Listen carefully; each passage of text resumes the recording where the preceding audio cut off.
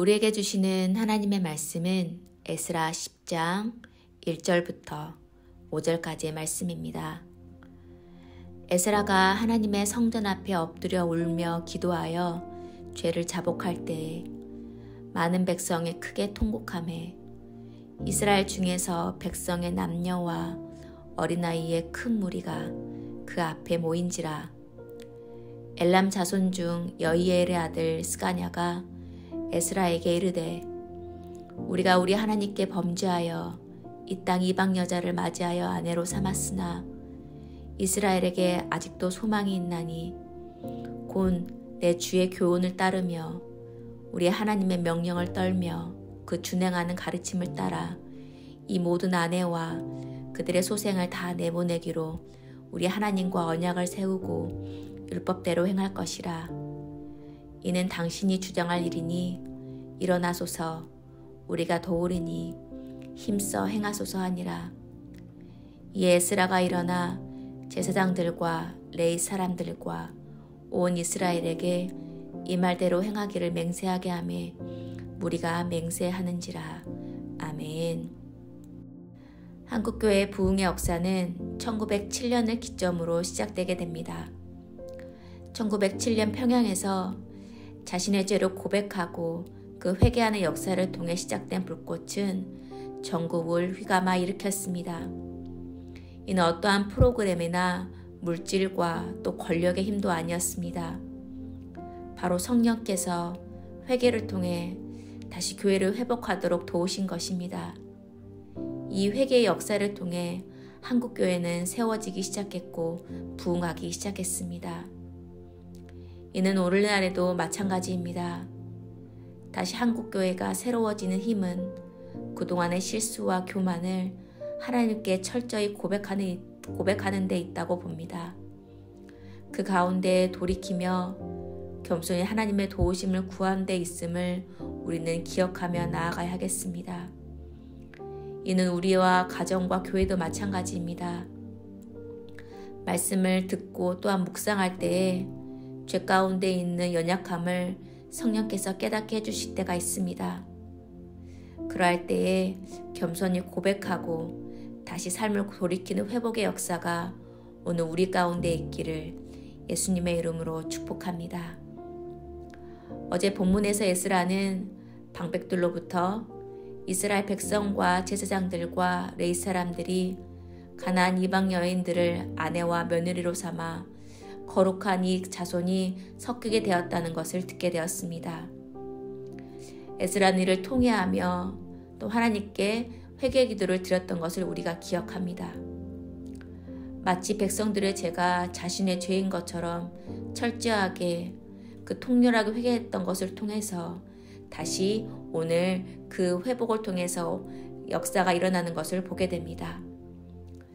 본문 10장 1절을 보게 되면 에스라가 하나님의 성전 앞에 엎드려 울며 기도하며 죄를 자복할 때에 많은 백성이 크게 통곡하매 이스라엘 중에서 백성의 남녀와 어린아이의 큰 무리가 그 앞에 모인지라 라고 말합니다. 에스라 한 사람이 엎드려 기도할 때에 그 모습을 보고 백성들도 함께 통곡한 것입니다. 그리고 그 가운데에 자원하는 마음으로 스스로 대표해서 에스라를 앞장서서 도우겠다는 한 사람이 나타납니다. 바로 엘람 자손 스가냐입니다. 2절부터 3절은 이스라엘을 대표해서 그 스가냐가 회개와 또 결단하는 말을 하는 것을 볼 수가 있습니다. 바로 비록 그들이 이방 여인을 맞이하여서 또 아내로 맞이하여서 또 그들과 가정을 이루어서 하나님의 가르침과 명령을 불순종했지만 다시 그들의 아내와 소생들을 내보내기로 다짐한다는 것입니다. 그리고 4절을 보게 되면 말로만 끝나는 것이 아니라 그들은 에스라를 도와서 다시 함께 일하겠다고 다짐합니다. 4절은 이렇게 말합니다. 이는 당신이 주장할 일이니 일어나소서 우리가 도우리니 힘써 행하소서. 스가냐는 에스라를 도우며 그 앞에 앞장설 것이라고 이렇게 결단합니다. 에스라의 통감과 공동체를 위해서 회개한 것이 바로 스가냐와 같은 한 사람이 깨어나게 했던 것을 볼 수가 있습니다. 그리고 스가냐와 같은 한 사람의 깨어남과 진정한 회개는 바로 백성들에게 영향을 끼치게 됩니다. 제사장들과 레위 사람들이 또 회개하기로 또 결단함을 통해 여인들을 다 내보내고 그 소생까지 다 내보내어서 율법대로 행하기까지 나아가는 데까지 그들은 다짐하게 됩니다.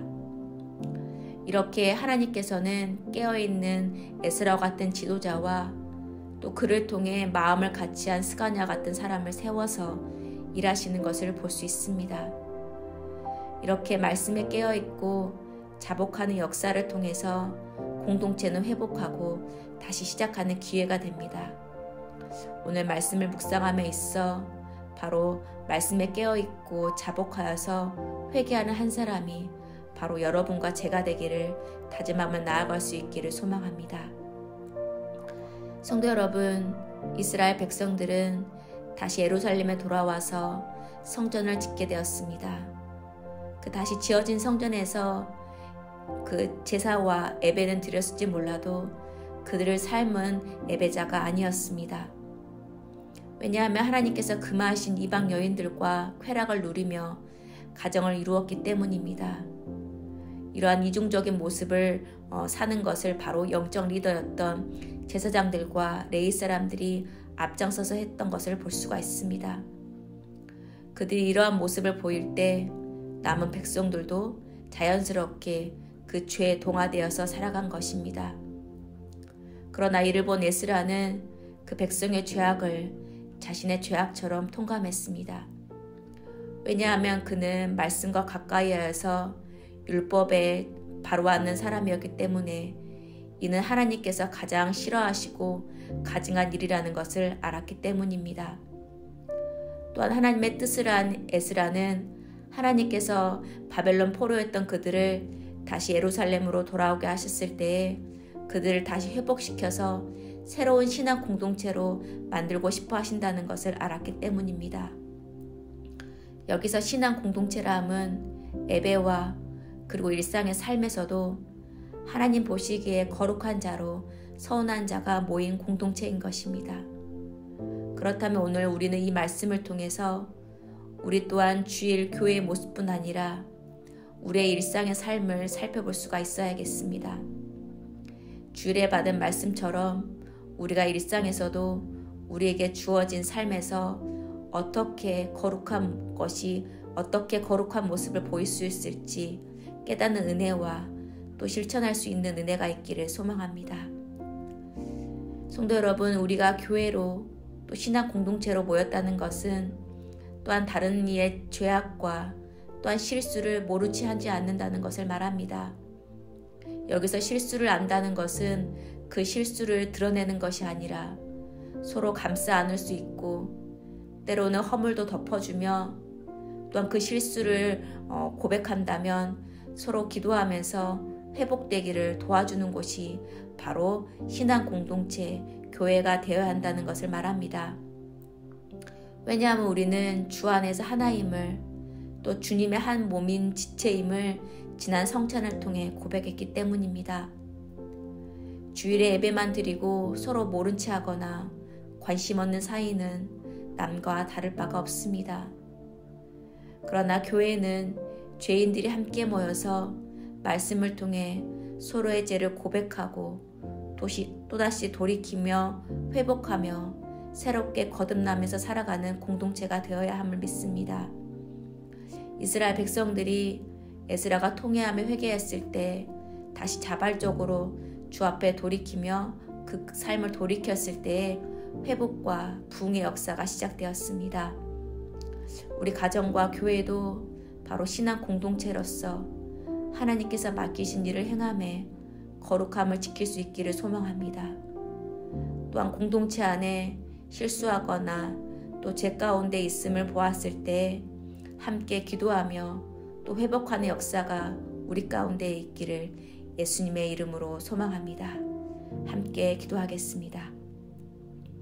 하나님, 오늘 말씀을 통해 에스라가 백성의 모습을 보며 통회하고 회개할 때에 그와 마음을 같이하며 동참하는 자가 일어남을 보았습니다. 또한 영적인 지도자가 깨어있을 때, 그리고 깨닫는 은혜가 있었을 때 공동체가 다시 회복되는 것을 또한 보게 됩니다. 오늘 말씀을 듣고 또 묵상할 때에 우리 안에 돌이켜 회복하는 자가 바로 내가 되길 바라며 나아갈 수 있는 은혜가 우리 가운데 있게 하여 주시옵소서. 예수님의 이름으로 기도합니다. 아멘.